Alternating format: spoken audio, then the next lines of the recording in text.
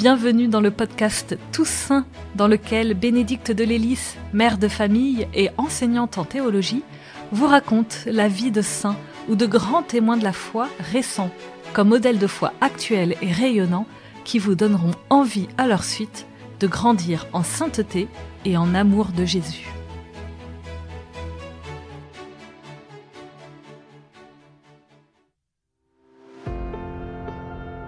Dans cet épisode, je vais vous parler de Saint Charles de Foucauld. Comment un officier noceur peut-il devenir un humble religieux perdu dans l'immensité d'une terre non chrétienne? Comment l'imiter dans nos vies ordinaires? C'est ce que nous allons voir. On connaît tous le visage émacié, aux grands yeux bruns de Charles de Foucauld, le cœur rouge du Christ cousu sur sa poitrine blanche. Si on tombe par hasard sur une photo de lui dans sa jeunesse, on ne peut pas croire que ce soit le même homme.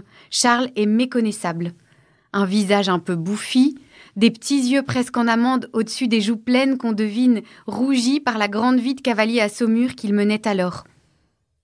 À cette époque, le comte de Foucauld, officier sorti dans les derniers de sa promotion de Saint-Cyr, dépensait tellement d'argent en repas fins, en étoffes élégantes, que sa famille finit par exiger de le mettre sous tutelle. Sa sœur Mimi, son beau-frère, sa cousine Marie de Bondy, tout le monde s'inquiétait. Charles prête aussi des sommes invraisemblables à ses amis qui s'endettent on ne sait comment, disait-on, consterné des folies du petit frère. Chez Charles, il y avait toujours une fête organisée, des femmes, de la bonne chère et du vin. L'homme travaillait peu, était souvent aux arrêts et s'ennuyait surtout énormément. Ah, les fêtes, se souvint-il plus tard. Une tristesse intense m'envahissait, un ennui, un dégoût. Heureusement, le goût de l'aventure tira Charles de cette ornière dans laquelle il s'enlisait malgré lui. Le début commença plutôt mal. Foucauld fut appelé en Algérie, mais emmena dans ses bagages une femme de petite vertu, comme on disait alors. Or, c'était parfaitement interdit. Un officier se devait de donner l'exemple par l'ensemble de sa conduite. On lui intima l'ordre de la quitter. Furieux, il partit avec la dite dame pour Évian. Quelque temps plus tard, parvint à ses oreilles que son régiment était engagé dans une insurrection en Tunisie. Son cœur se mit à battre. De l'action, c'était pour lui. La dame fut aussitôt plantée là, oubliée, et Charles demanda à être réintégré pour rejoindre le terrain. Il s'était réveillé.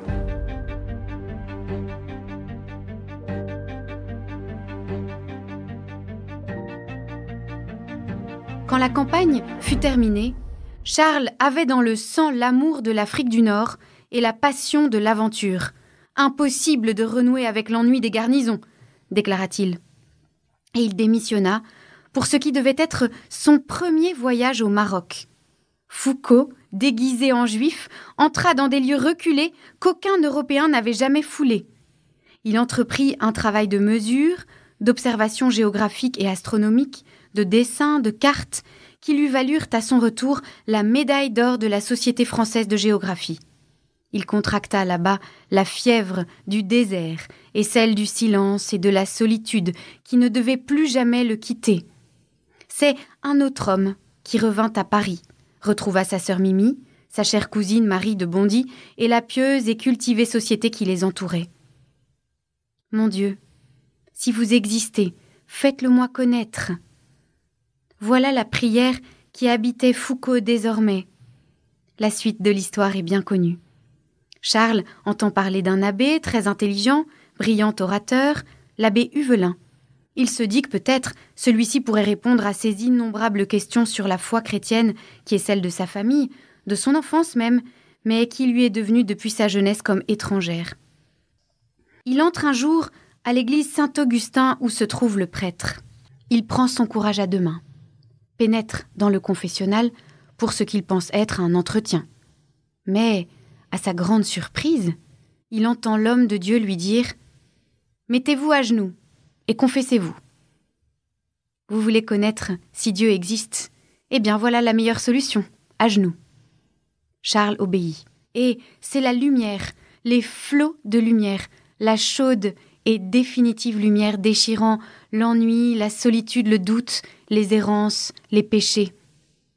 Avec l'amour de Dieu, pénètre instantanément dans le cœur de l'explorateur le désir de lui appartenir tout entier, sans réserve, de ne vivre plus que pour lui.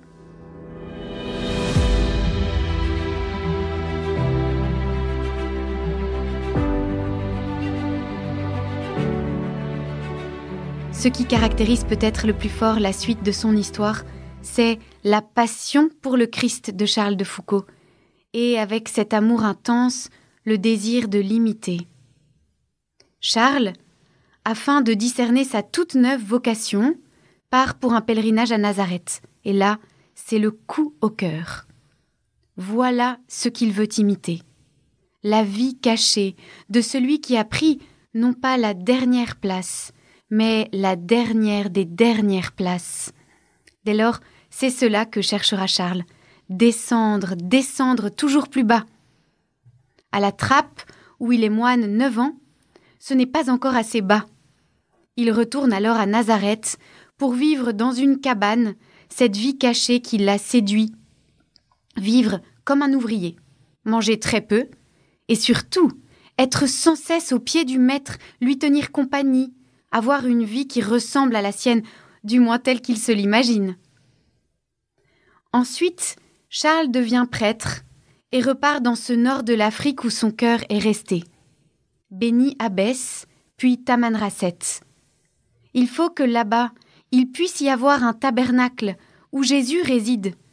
Afin de toucher les cœurs de ceux qui n'ont jamais vu un prêtre, il sera ce prêtre. Là, il mènera cette vie simple de Nazareth à la dernière place, se faisant ami des locaux, les apprivoisant, leur faisant par là connaître un peu la douceur du Christ.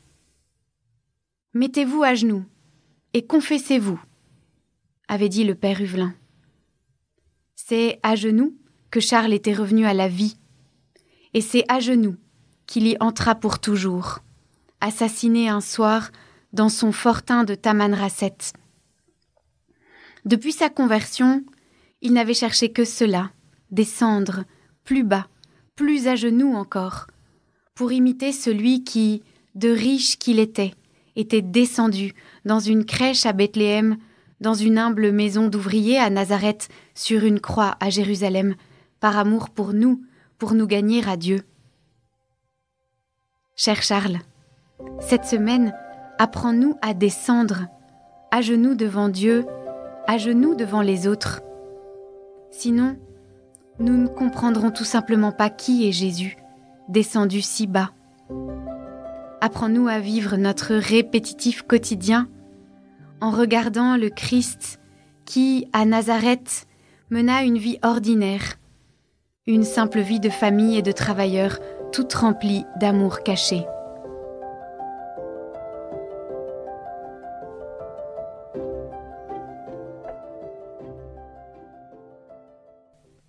Merci pour votre écoute. Si ce podcast vous a plu, n'hésitez pas à le partager autour de vous et à laisser un commentaire sur les plateformes d'écoute et les réseaux sociaux, les podcasts de FC, pour faire bénéficier de ce podcast un maximum de personnes.